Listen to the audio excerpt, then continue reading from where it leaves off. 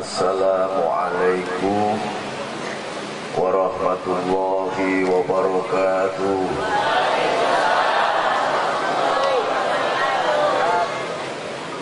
Bismillahi Allahu Akbar. Aqulu ala nafsi wa ala dini wa ala ahli wa ala auladi wa ala mali wa ala ashabi wa ala adyanihi wa ala amwalihi alfa alfin. Asyhadu an la ilaha illallah wa asyhadu anna Muhammadan abduhu wa rasuluh. Wa la hawla wa la quwata illa billahil aliyyil azim. Wa ba'du, qala Allah ta'ala, bismillahirrahmanirrahim. Allahu nurus samawati wal ard. Masalu nurihi kamiskati fiha misbah. Al-misbahu fi zujajah. Al-zujajatu ka'annaha kawkabun duriyyu yuqadu min syajarah mubarakatin jainutunatin la zarkiyatin wala garbiyah. Yakadu yaituha yudhi'u walau lam tamsashu nar. Nurun ala nur yahdilahu linurihi mayasya wa yadribullahu al-amsala linnasi wallahu bikulli syai'in alim. Wa qala ta'ala laqad kana lakum fi rasulillahi uswatun hasanah liman kana yarjullah wal yawmal akhirah wa dzakarallaha katsiran. Sadaqallah. Ibu-ibu dan bapak-bapak, wabil khusus Al-Khatib Ali bin Husain Asghar, para alim, ulama, perkenankan saya tidak berdiri karena di bawah banyak orang tua. Saya tak duduk saja, okay? Alhamdulillah. Yang pertama, mari kita bersyukur kepada Allah bahwa kita bisa ketemu dalam pengajian yang mubarak, yang luar biasa ini. Bagi saya baru pertama kali ini menghadiri pengajian yang diadakan di tengah jalan. Karena saya keliling sampai ke Yordan, kemarin ceramah di Jeddah, diundang oleh ulama-ulama Jeddah, tidak di jalan begini. Ini saking luar biasanya. Mudah-mudahan nanti gubernurnya menyediakan lapangan yang bisa untuk pengajian. Gak usah mau amini gubernurnya orang ngerti agama, sampai minta aja kepada mereka. Jangan diamini. Minta disediakan satu lapangan ben bisa lu ngaji gitu. Gubernurnya orang ngerti ngaji. Dan aneh, Jakarta ini kan hebat-hebat, Habibnya paling banyak se-Indonesia, tapi di gubernurnya Cina.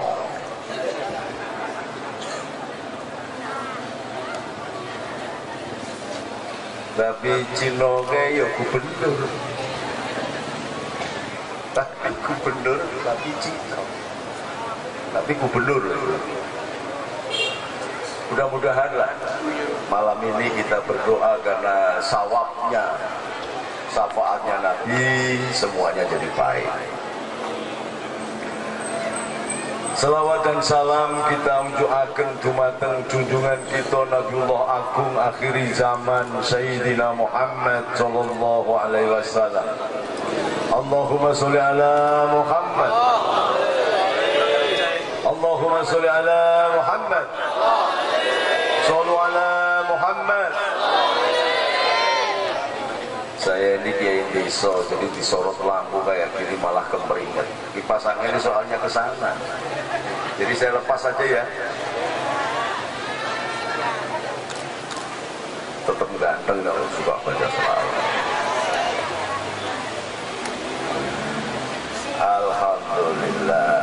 belum istirahat saya setahun penuh.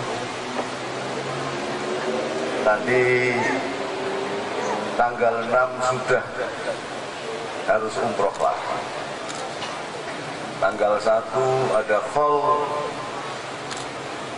cucunya Sunan Giri yang ke urutan kelima, yaitu canggah saya namanya Sultan Abdul Hamid di daerah ujung Pangkah Gresik.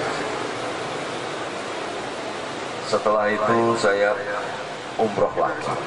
Karena apa? Dungake Indonesia supaya tentrem. Karena apa? Karena Indonesia ini kayak guyonan, menentukan KPK, Pak Polisi, Kapolri, rabarbar, gak selesai-selesai, debat gak rampung-rampung. Karena apa? Karena beliau belum menyadari dan belum mengenal bagaimana cara style of leadership, gaya kepemimpinan Nabiullah Agung Muhammad SAW. Kalau dia tahu, selesai sudah. Indonesia ini paling gampang. Tapi karena nggak paham, saya jadi mumet melihat presiden sampean. Presiden belusuan. Lalu jangan diketawain, sampean pilih sendiri. Iya Pak ya? Dipilih presidennya karena belusuan, padahal tukang golek beling itu juga belusuan.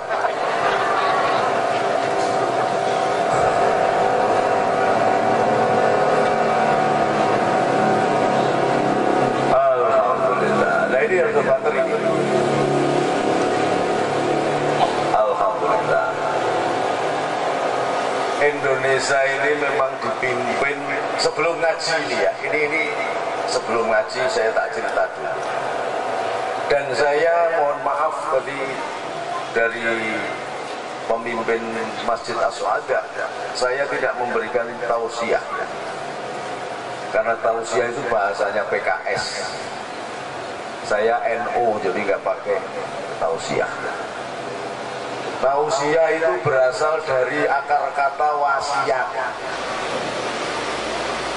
Wasiat itu biasanya disampaikan ulama yang hebat kepada santrinya. Saya bukan ulama, kiai juga bukan. Saya mau anak kiai, jadi setengah kiai, setengah bukan. Atau wasiat itu disampaikan kepada orang yang mau mati. Orang mau mati berwasiat, atau orang yang mau mati lah. Makanya umroh itu juga, umroh atau haji itu orang yang siap-siap mati.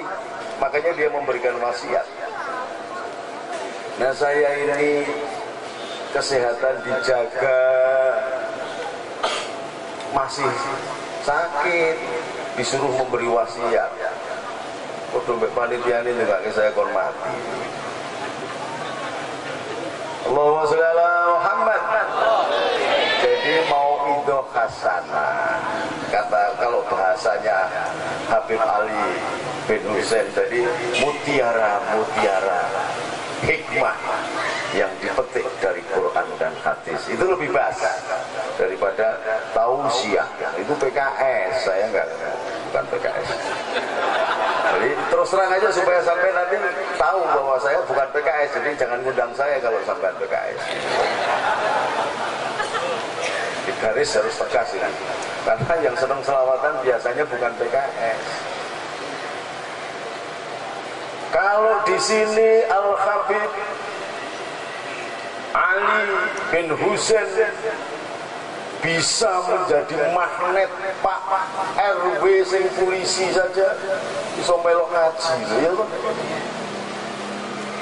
Di Mekah sendiri tempat maulidnya Nabi, tempat kelahirannya Nabi sekarang dijadikan WC umum. Kalau supaya sampai tahu, maka bergembiralah sampai masih ada penjaga-penjaga Rasul meskipun di tanah Jawa ini. Ada 4 wanita yang dijamin masuk surga dan menjadi empunya surga. Yang pertama adalah Sayyidatina Khadijah. Tempat lahirnya Sayyidatina Khadijah jadi WC umum di Mekah sana.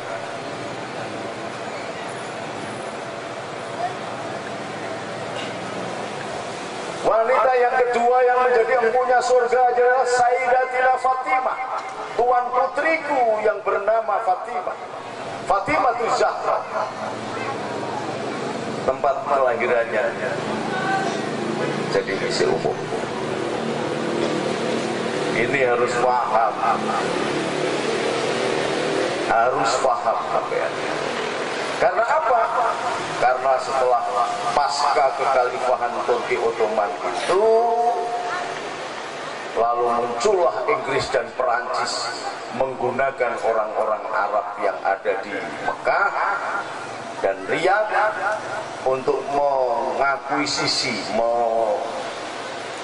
mencapok tanah Hejaz yang sekarang bernama Makkah, yang itu namanya dulu Hejaz. Makkah itu berasal dari kata bakah, karena dulu tidak ada pepohonan apapun. Baru menjadi kota setelah cucunya putranya Nabi Ibrahim yang bernama Ismail bersama ibunya tinggal di kota Bakah. Kemudian berkembang bersama dengan suku Jurhum, keturunan Nabi Soleh, kemudian menjadi Bani Hashim, dan kemudian melahirkan Rasulullah Muhammad SAW. Ini setelah menguasai Madinah dan Mekah, dibantailah orang-orang yang suka selawatan begini nih. Maka di Mekah sana nggak ada Habib, sembelih semua. Oh, ini perlu tahu sampean. Kulo nek ana Habib ganteng kulo sampean cintai, sampean tidak salaman. Panitiane aja dilarang nek ana meh salaman mbek Habib. Dalan swarga bi hablillahi jami'a wala tafarraqu. Jangan dulu kok boleh salaman lho, nek Habib ora ketemu rakyat kiai enggak boleh salaman sama rakyat, dan sing nyelametne sapa? Ya, jadi panitia jangan bilang-bilang jangan. Boro-boro tangan ambune ra enak diambungi wis apa.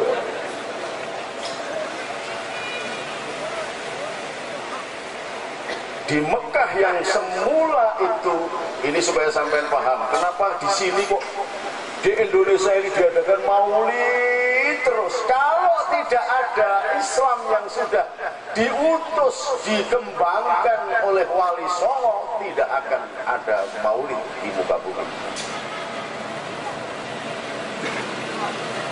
Nah, Wali Songo itu siapa? Nanti saya jelaskan supaya sampean ini tahu dulu bahwa setelah mencapok Madinah dan Mekah yang semula dia berkuasa di Riyadh, bekerja sama dengan Perancis dan Inggris.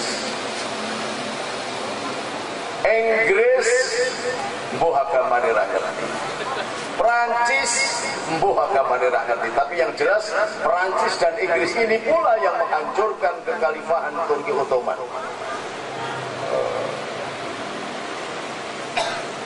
Orang-orang yang ada di Mekah, di Arab itu kerjasama dengan Inggris dan Perancis membantai orang-orang yang menjadi keturunan Nabi,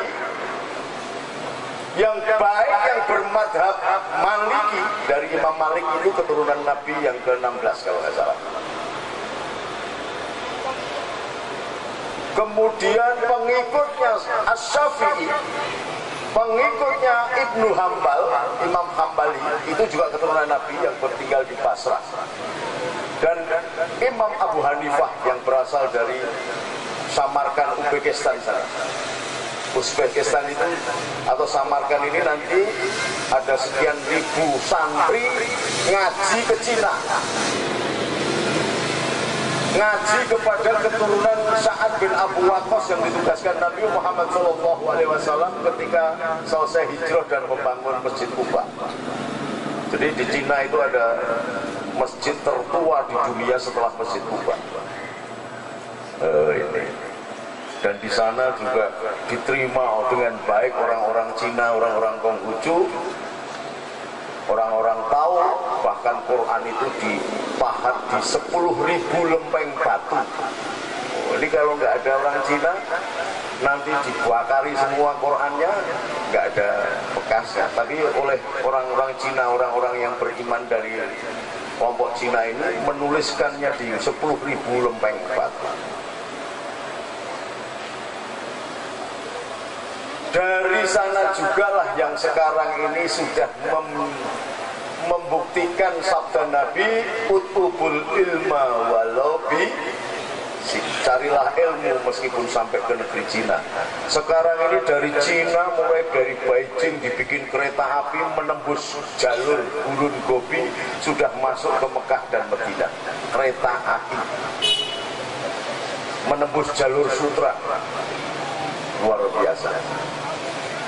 Tetapi justru kita sekarang ini dibingungkan oleh keadaan. Karena apa? Karena kelompok yang saya ceritakan ini. Allahumma shalli ala Muhammad. Setelah menguasai Hijaz dan Madinah, semua orang Sunni dibantai di Mekah. Yang semula di Ka'bah itu tempatnya khalakoh madhab Syafi'i, Maliki, Hambali atau Hanafi, sekarang tidak boleh. Apalagi sampai kok duduk baca sallallahu ala Muhammad, gak boleh. Saya lewat di depan makam Nabi sambil, karena saking rindunya saya menangis. Gak ngerti saya kalau di Indonesia itu biasa diucapkan, tetapi di sana langsung dipegang, haram, haram, haram. Assalatu wassalamu alaika ya sayyidi ya Rasulullah. Khud cukupan, khud biyadi kholat khilati adrikni ya Rasulullah. Enggak boleh, haram, haram, haram. Padahal bagi orang Jawa itu sudah biasa. Karena kalau sini namanya selawat kitab, itu kalau berdoa kita tangannya harus begini kalau baca selawat itu. Karena apa? Memohon dari Allah supaya diberikan langsung dari tangan Rasulullah. Di sana haram. Ini sampai harus paham. Maka berbahagialah gubernur Cina tapi sampai nusa selawatan, mulutan begini berbahagia. Di Mekah sampai balik disembelih kan. Benar. Ada teman saya karena kebiasaan di Indonesia, nek orang tua itu yuk dimintain air doa, diwajani selawat gitu, diserahkan untuk diminum supaya sehat badannya. Langsung ditangkap dan dibantai, tidak dihukum, tidak pakai lewat hukum. Gerakan ini yang kemudian menamakan diri sebagai Wahabi.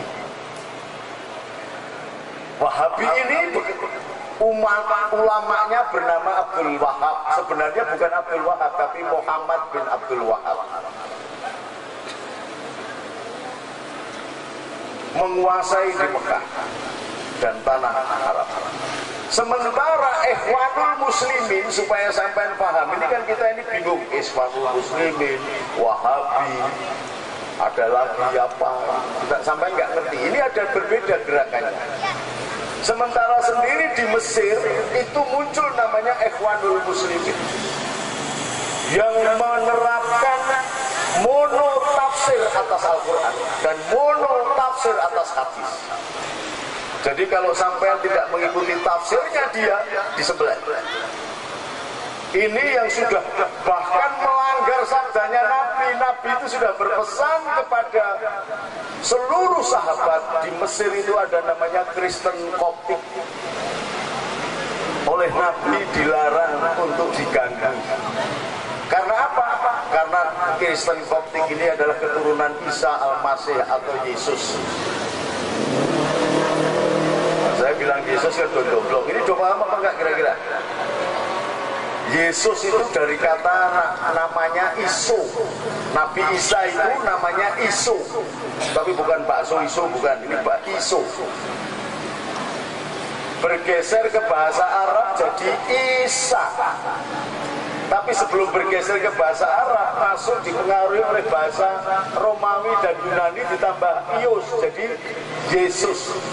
Jadi nggak ada kaitannya dengan Tuhan Yesus, itu nggak ada. Yesus itu bahasa Romawi.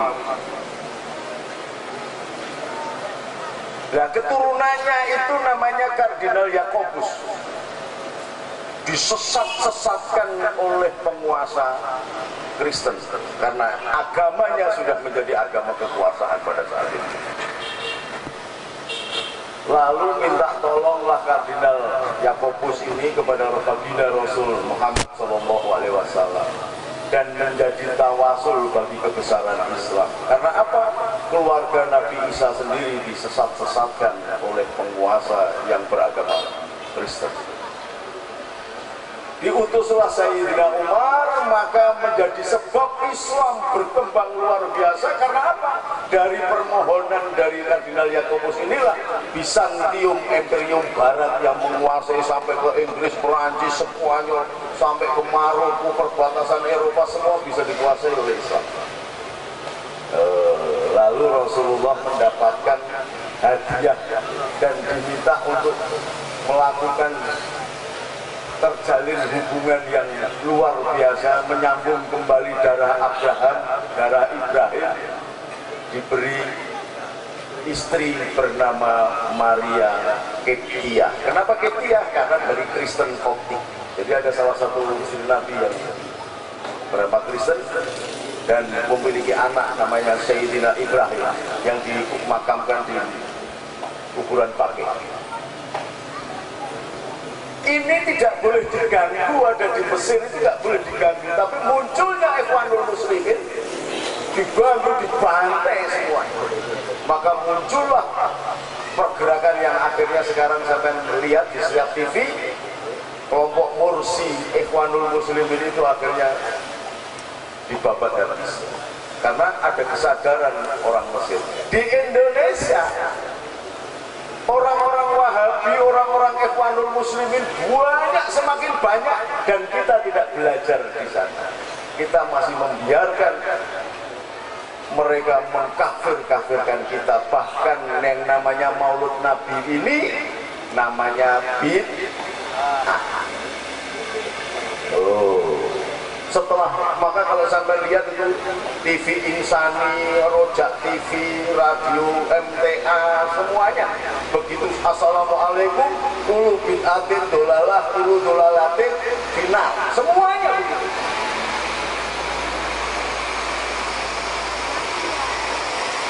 Dan ini mauludan begini ini dianggap bid'ah. Nah, sekarang mulai kita ngaji.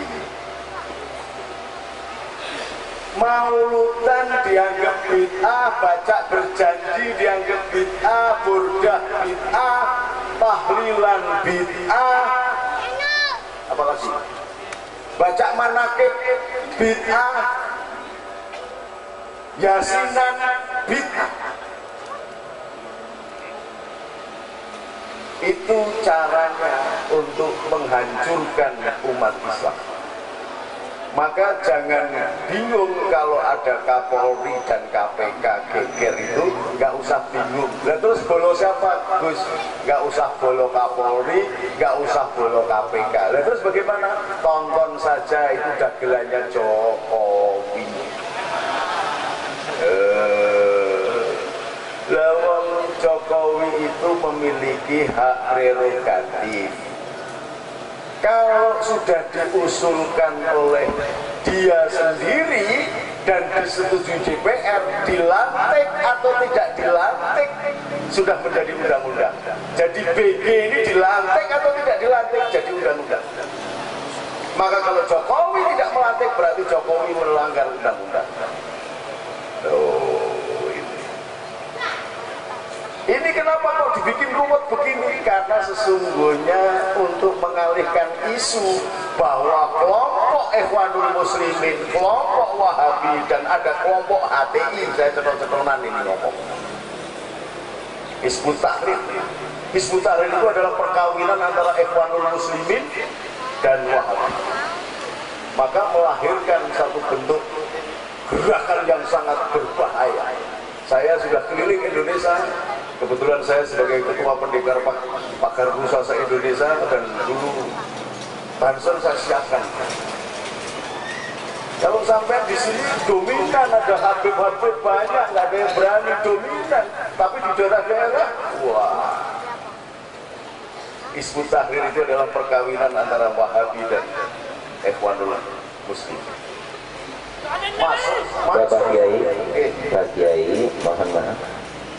Kita minta kepada guru kita untuk menyampaikan tentang sejarah Nabi Muhammad. Kita minta sekali lagi dengan penuh hormat buat guru kita. Tenang, tenang. Duduk, duduk. Duduk. Duduk, duduk. Duduk. Enggak ada yang nyuruh. Duduk. Kita minta kepada Bapak Kiai kita untuk menyampaikan tentang sejarah baginda Nabi Muhammad. Kita minta jangan kritik sana, jangan kritik sini. Lebih baik apa yang lebih manfaat buat umat Nabi dan anak-anak muda, sehingga tidak terusik jiwa-jiwa umat muslimin dan otak-otak umat muslimin yang tidak terubah. Kami berkumpul karena cinta terhadap Sayyidina Muhammad. Buat jamaah FPI,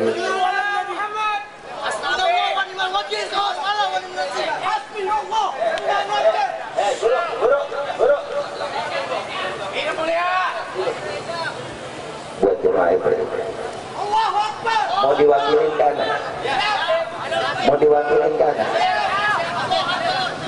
Kalau emang dengerin, buat para pemuda, dengerin, buat FPI, jamaah FPI, jamaah FPI, dengerin, udah, ya. Jamaah FPI boleh nggak minta ngomong? Mau diwakilin ke Habib apa enggak? Mau diwakilin ke Habib apa enggak? Ini majelis mulia. Mau diwakilin, duduk rapi biar Habib ngomong, oke? Duduk rapi biar Habib ngomong. Para hadirin. Jadi mudah-mudahan apa yang disampaikan oleh, duduk yang manis. Ini majelis Rasulullah. Duduk. Duduk untuk Rasulullah. Duduk. Duduk yang manis.